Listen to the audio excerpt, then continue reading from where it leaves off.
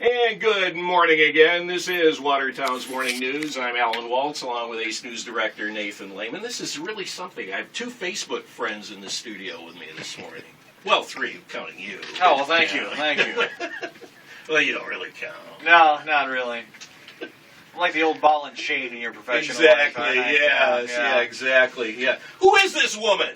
We're going to introduce you this morning to Kellie Greene, who is officially announcing her candidacy for Congress locally to challenge Democrat Bill Owens this November. She is, of course, seeking the Republican nomination. Good morning, Kellie. Thank you so much for joining us. Good morning. Thanks so much for having me. I really appreciate it. You're the first official interview we're doing as we launch our campaign. We are happy to have you on. We are honored, no doubt about it. And let's talk about a little bit of your background and who you are, just to kind of get the listeners' chance to know who Kellie Greene is. Of course, we've been talking about the congressional race for some time. We've been, Bill Owens, and of course Matt Doheny is also seeking the Republican nomination. And all of a sudden, the race gets interesting. Yes, we have another name to talk about.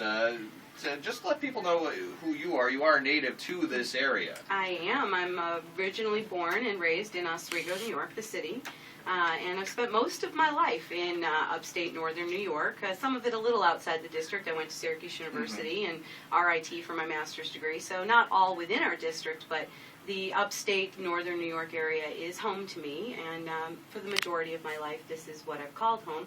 Left a few times and seen the world, and spent a couple of years living in Japan. Oh, that's interesting. I know, it was a lot of fun. I didn't speak Japanese when I got there, but I learned pretty quickly. Say something in Japanese for us. Yoroshiku onegaishimasu. Which means? Yeah, don't worry, it's not derogatory. it means nice to meet you. Oh, very good. Very nice. I could have said wa'aini, but I don't know you that well yet, and that's I love you. Oh, that's sweet. But actually, that's Chinese. What? She knows Chinese. Jeez. No, I don't know. I feel really stupid now. No. I've been very fortunate in my life and in my career to have been around the world. What do you do for a living other than politics? Well, actually, this is my first venture at politics, so I don't consider myself a traditional politician, but I think once you enter a race, you can't say that you're not one anymore. Exactly.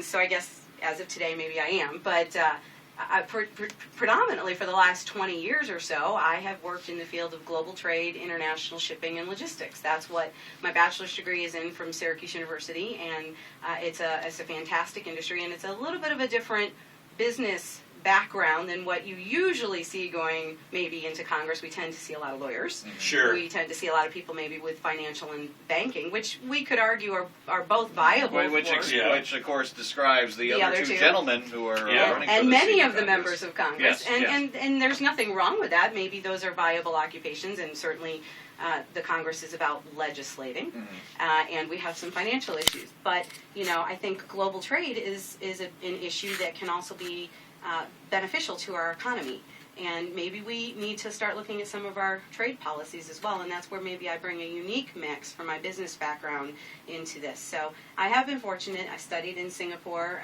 with Syracuse University, so I've spent some time around the world, not just around the country, but there's no place like home. I know I'm channeling Dorothy right now, but the reality... It's true. It is true. I moved away for 28 years myself. What brought you back?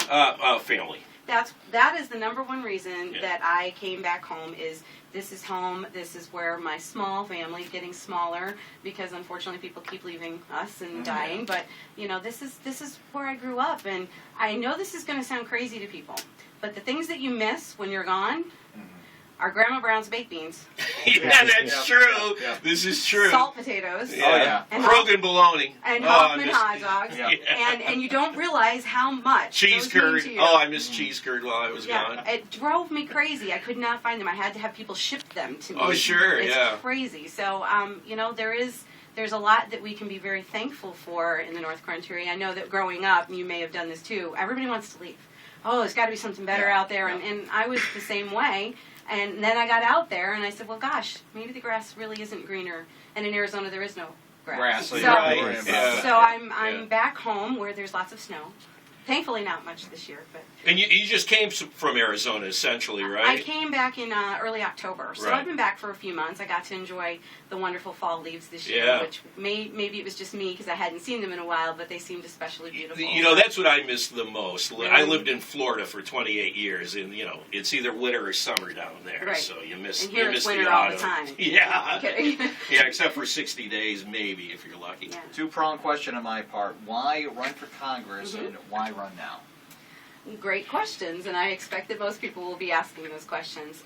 Well, the number one reason that I am running for Congress is, like most Americans, I have been watching over and over the same old, same old, same old. It seems like no matter how many elections we have, and we get promised that, we're going to bring change, we get a lot of the same situations, and it's extremely frustrating, and frankly, I've about had enough of it. It's the same old politicians, the same old lines, and frankly, people who I don't think truly represent us.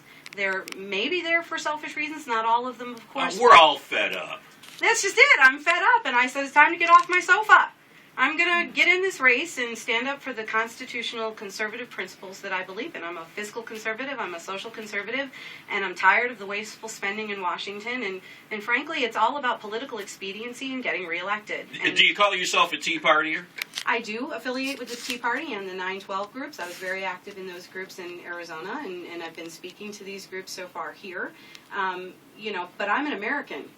Before I am anything Right. else, I'm an American. And I do consider myself a Republican, but I am a conservative Republican. And, of course, in New York, we have a conservative party, and this is the only state that does. So everybody says, well, are you a conservative? Well, I'm a conservative Republican. In the other 49 states, you don't have a choice of the conservative party. So I have been a Republican and believe firmly in the founding principles of that party and our Constitution, which unfortunately has been, well, I'd say it was chipped away, but it's been more like a sledgehammer in recent years, and I'm beginning to not recognize it. It's starting to look more like a blank piece of paper, Yeah, it's sad. and it causes me great concern. So the number one reason that I am running is because I love this country. Now, why this district? Because that wasn't part of your question. One, this is home, and I'm home.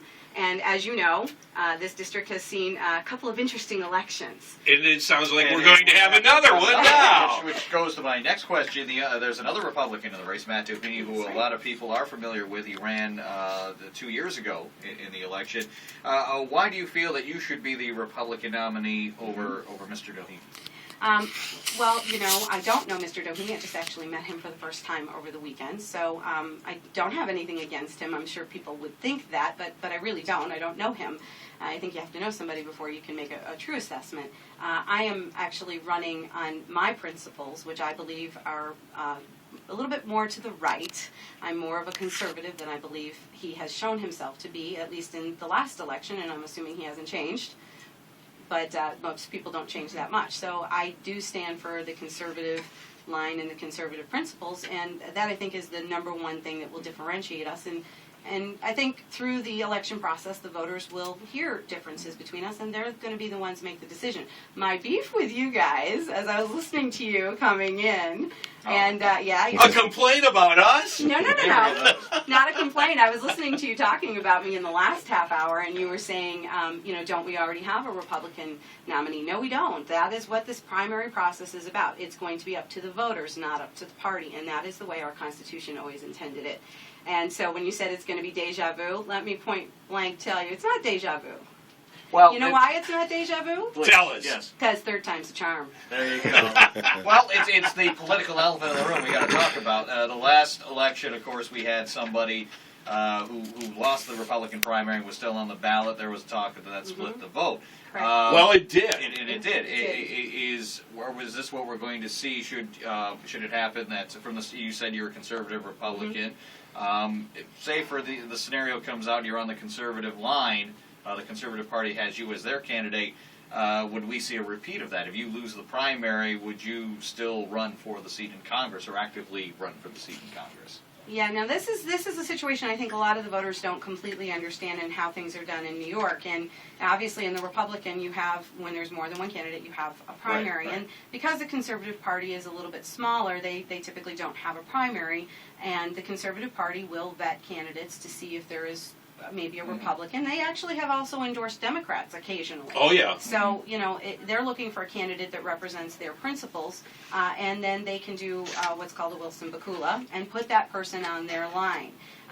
Make no mistake, Matt Doheny has been actively pursuing the Conservative Party, and I'm not completely stupid, I'm doing the same. So it could actually end up being either one of us on the Conservative Party line or neither of us. They may put in another candidate. We don't know. It's completely up to them. I did meet with a couple of them, but I really haven't had lengthy conversations yet. I'm hoping to do so.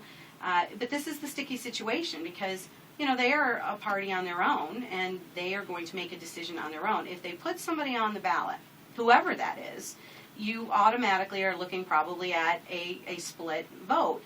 The only way for that candidate to get off of the line is to actually go before a judge and ask to be taken off. And that's actually a pretty lengthy, not the easiest process. So once the party has put you on, again, it was never my intent in getting into this race to split the vote. That's not why I'm in this race.